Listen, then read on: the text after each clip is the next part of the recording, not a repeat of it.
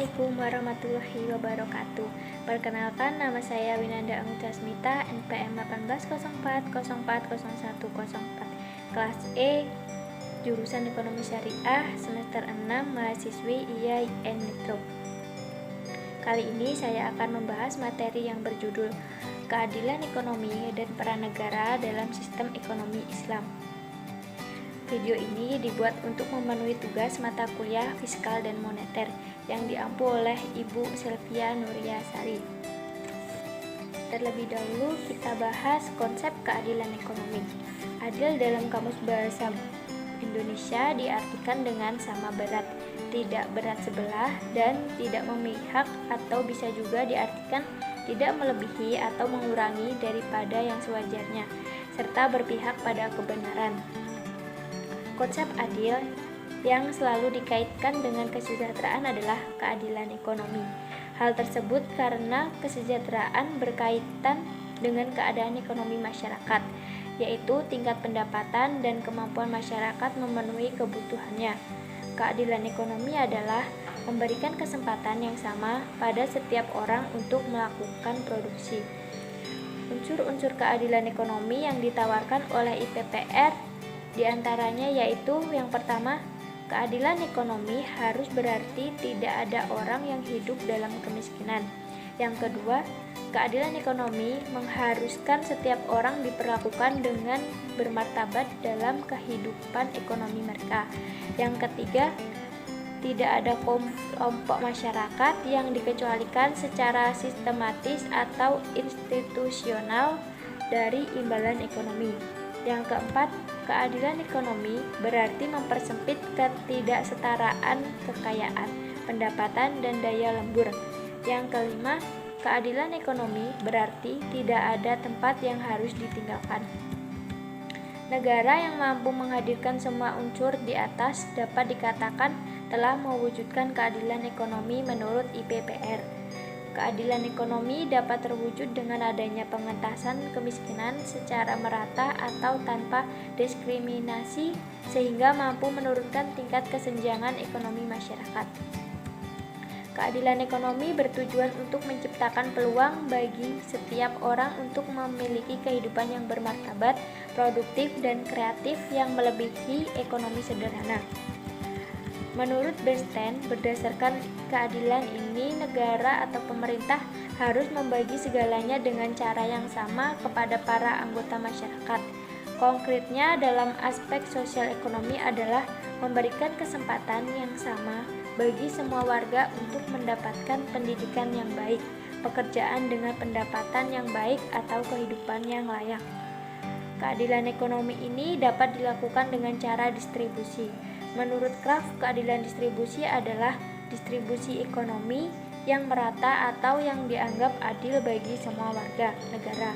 Dengan kata lain, keadilan distribusi menyangkut pembagian kekayaan ekonomi atau hasil-hasil pembangunan.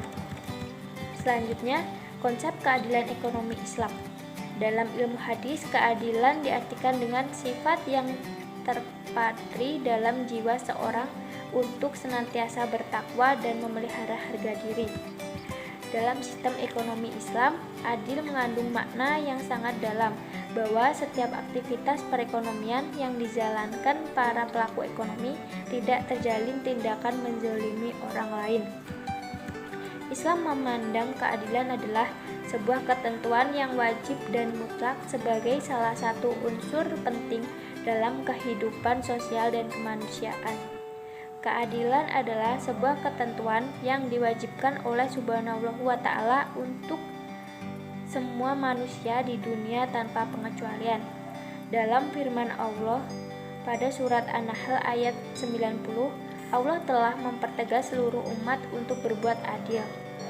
Menurut Al-Maraghi, kata adil dalam ayat ini secara bahasa diartikan sebagai memperlakukan segala sesuatu secara sama, sehingga tidak boleh lebih dan tidak boleh juga kurang dengan cara yang sama. Dengan terjalinnya keadilan dalam bidang ekonomi, khususnya dalam bidang usaha masyarakat, Islam menawarkan sebuah sistem yang berkeadilan yang kita sebut dengan profit sharing atau bagi hasil. Jika dalam kapitalis menggunakan istilah bunga atau riba dalam sebuah transaksi di bidang ekonomi, maka kita menggunakan sistem bagi hasil sebagai eksplisit anti bunga atau anti riba. Distribusi kekayaan adalah salah satu solusi yang mampu memberikan keadilan menyeluruh bagi masyarakat. Upaya untuk distribusi kekayaan dalam sistem ekonomi Islam adalah dengan membayar zakat. Islam mewajibkan kepada seluruh umat Islam yang memiliki kelebihan harta untuk membayar zakat, yang mana kemudian disalurkan kepada 8 golongan orang yang membutuhkan harta tersebut, yang sebagian besarnya adalah untuk orang-orang yang miskin dan membutuhkan pertolongan. Dalam membayar zakat, tentunya tidak harus menunggu kesadaran orang yang memiliki harta, karena ini merupakan sebuah kewajiban sebagai seorang muslim.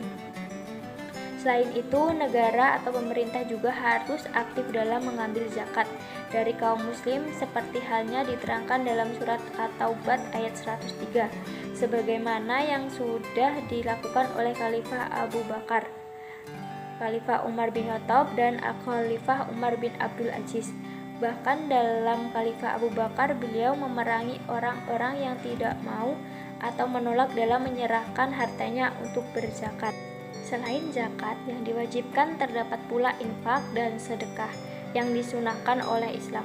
Semua harta yang disumbangkan tadi, entah dalam bentuk zakat, infak, ataupun sedekah, seharusnya dilakukan dengan ikhlas tanpa harap pengembalian. Karena yang akan membalas pengorbanan yang dilakukan adalah Allah Subhanahu wa Ta'ala. Selain hal tersebut, ada satu hal yang sangat berpengaruh dalam distribusi kekayaan, yaitu wakaf. Wakaf dapat membantu agar distribusi kekayaan dapat berjalan sesuai dengan yang Islam inginkan. Dengan sistem-sistem itulah ekonomi Islam dapat menjamin akan terpenuhinya kebutuhan primer masyarakat dan juga memberikan keadilan ekonomi bagi masyarakat miskin. Ini tidak lepas dari peran negara yang sangat berpengaruh sekali dalam distribusi kekayaan serta mengawal agar distribusi tersebut berjalan dengan lancar sehingga kebutuhan pokok masyarakat dapat terpenuhi dengan baik, dari kebutuhan dasar seperti sandang, pangan, papan, serta kebutuhan lainnya seperti keamanan, kesehatan, dan pendidikan. Bentuk-bentuk pendistribusian harta dengan mekanisme non-ekonomi ini sebagaimana dikemukakan oleh Al-Jawi, antara lain: yang pertama, pemberian harta negara kepada warga negara yang dinilai memerlukan. Yang kedua, pemberian harta zakat yang dibayarkan oleh muzaki kepada para mustahik. Yang ketiga, pemberian infak, sedekah, wakaf, hibah, dan hadiah dari orang yang mampu kepada yang memerlukan. Yang keempat, pembagian harta waris kepada ahli waris dan yang lainnya. Distribusi kesejahteraan yang merata dalam rangka mewujudkan cita-cita keadilan sosial ekonomi, Islam secara tegas mengecam konsentrasi aset kekayaan pada sekelompok tertentu dan menawarkan konsep zakat, infak, sedekah, wakaf, dan institusi lainnya seperti pajak, jizyah, riba, dan sebagainya.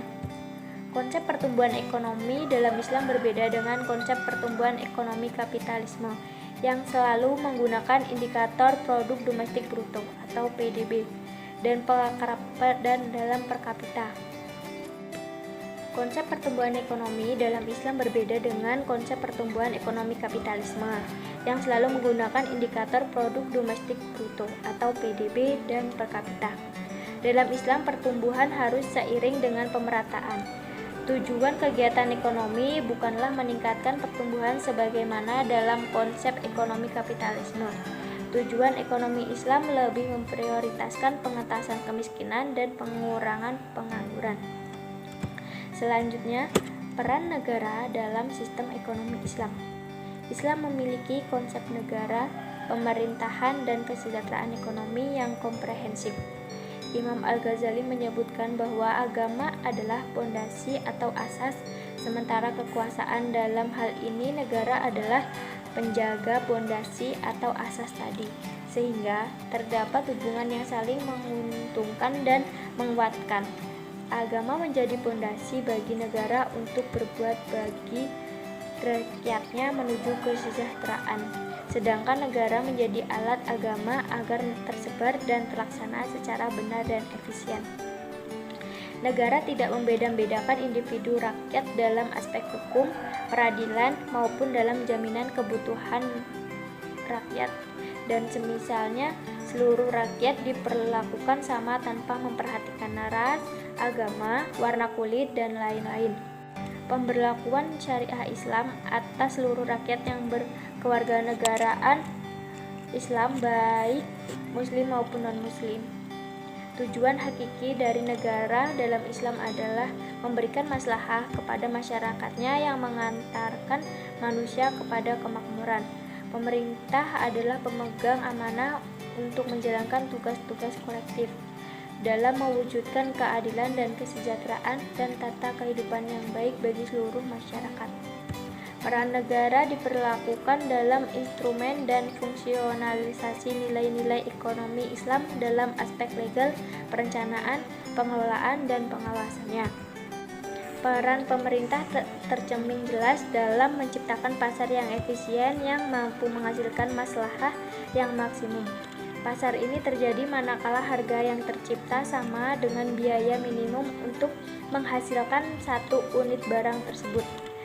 Secara teknis, kondisi seperti ini dapat tercipta apabila pasar dapat bersaing dengan sempurna, di mana tidak satupun individu yang dapat mengatur harga pasar.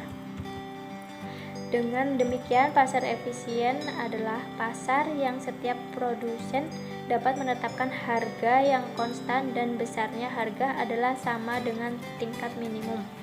Namun, realisasi pasar yang efisien tidak dapat terwujud bila diserahkan sepenuhnya kepada pelaku pasar, maka intervensi pemerintah sangat diperlukan. Peran pemerintah dalam ekonomi Islam tercermin pula dalam mengatasi eksternalitas. Eksternalitas merupakan dampak dari suatu aktivitas ekonomi yang diterima pihak lain, baik yang bersifat positif dan negatif. Hal ini diakibatkan karena pasar tidak mampu menyediakan sistem kompensasi yang adil terhadap dampak tersebut. Eksternal positif terjadi bila suatu aktivitas yang dilakukan menimbulkan manfaat kepada pihak lain. Adapun eksternalitas negatif terjadi ketika pihak lain merasa dirugikan. Teks Al-Quran dan Sunnah secara eksplisit dan implisit telah menyebutkan peran yang dilakukan pemerintah. Peran-peran tersebut yaitu yang pertama, manajemen kekayaan publik dalam rangka memaksimumkan kepentingan publik. Yang kedua, pemenuhan segala persyaratan untuk membangun negara yang secara efisien dapat melindungi masyarakat dan kepentingan budaya, ekonomi, religius, dan politik. Yang ketiga, menggali pemasukan untuk membiayai administrasi publik dan tugas-tugas pemerintah. Yang keempat, menjamin para individu agar dapat meningkatkan efisien dan derajat kekayaan dan kesejahteraannya. Yang kelima, menjaga keseimbangan sosial dan ekonomi, khususnya distribusi dan retribusi kekayaan pendapatan. Yang keenam, melindungi lingkungan ekonomi agar tetap sesuai dengan nilai yang dengan prinsip Islam. Di awal tahun 2000-an, peran negara hanya terbatas pada pengelolaan atas sumber-sumber anggaran dan proses alokasi dana dalam memenuhi kebutuhan publik. Pada masa itu, negara tidak mampu menentukan kebijakan ekonomi dalam melakukan perubahan kehidupan sosial ekonomi. Hal tersebut dilakukan karena sistem ekonomi yang berkembang menganut prinsip kebebasan individu dalam berekonomi. Akan tetapi, dengan adanya krisis yang terjadi pada masa interval dua perang dunia serta merebaknya pemikiran sosialisme menyebabkan perlunya intervensi pemerintah dalam mewujudkan kesejahteraan ekonomi. Langkah tersebut diambil dengan tujuan agar distribusi income dapat dilakukan secara adil serta menjaga stabilitas ekonomi. Dalam kehidupan ekonomi makro, balance budget bukanlah merupakan tujuan utama, namun hal yang terpenting dalam menciptakan stabilitas dalam kehidupan sosial dan ekonomi. Secara historis, peran negara dapat dilihat dalam catatan sejarah yang mengungkapkan bagaimana sistem Islam termasuk sistem ekonomi Islam, bisa diterapkan selama berabad-abad. Hal itu pula lah yang membawa masyarakat Islam mencapai puncak kejayaan. Peran negara yang paling utama sangat erat kaitannya dengan politik ekonomi Islam. Politik ekonomi adalah tujuan yang ingin dicapai oleh hukum-hukum yang dipergunakan untuk memecahkan mekanisme pengaturan berbagai urusan manusia. Politik ekonomi dalam Islam adalah menjamin terrealisasinya pemenuhan kebutuhan primer setiap orang secara menyeluruh. Berikut kemungkinan dirinya untuk memenuhi kebutuhan-kebutuhan sekunder dan tersiernya, sesuai dengan kadar kesanggupannya sebagai individu yang hidup dalam sebuah masyarakat yang memiliki gaya hidup tertentu. Yusuf Qaradawi menjelaskan bahwa tugas negara adalah mengubah pemikiran menjadi amal perbuatan, memindahkan moralitas kepada praktik-praktik konkret, mendirikan berbagai lembaga dan instansi yang dapat menjalankan tugas penjagaan dan pengembangan semua hal tersebut. Tugas negara juga harus memonitoring pelaksanaan dan ketidaksiplinan terhadap kewajiban yang diminta dan menghukum orang yang melanggar atau melalaikan pelecehan dalam kehidupan bersama. Menurut ilmu ekonomi Islam, peran negara mempunyai peran penting dalam perekonomian. Para ulama dan pakar ekonomi Islam sepanjang sejarah telah membahas peran penting negara dalam perekonomian.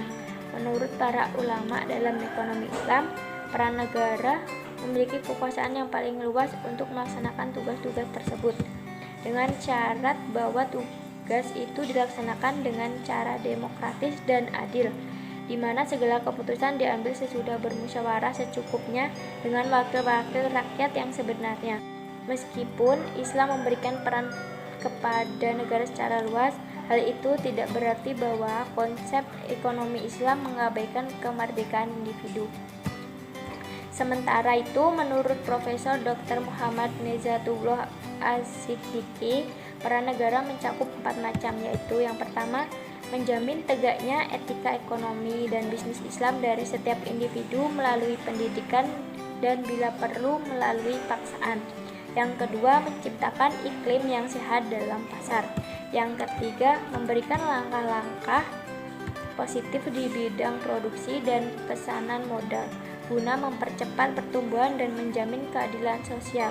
Yang keempat, perbaikan penyediaan sumber daya dan distribusi pendapatan yang adil, baik dengan bimbingan, pengaturan, atau campur tangan langsung dalam proses penyediaan sumber daya itu dan distribusi pendapatan. Demikian yang dapat saya sampaikan. Apabila ada kesalahan, saya mohon maaf. Saya akhiri. Wabillahi taufiq wal hidayah. Wassalamualaikum warahmatullahi wabarakatuh.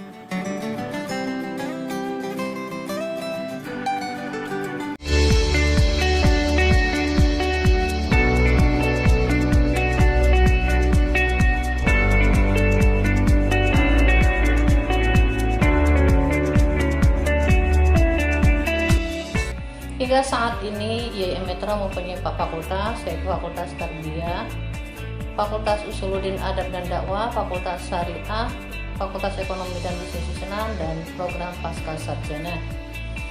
Fakultas Ekonomi dan Bisnis Islam IAIN Metro memiliki 4 jurusan atau 4 prodi, yaitu Perbankan Syariah atau PBS, kemudian Ekonomi Syariah yang dikenal dengan nama ESI, kemudian Akuntansi Syariah atau AKS, dan Manajemen Haji dan Umroh atau MHU.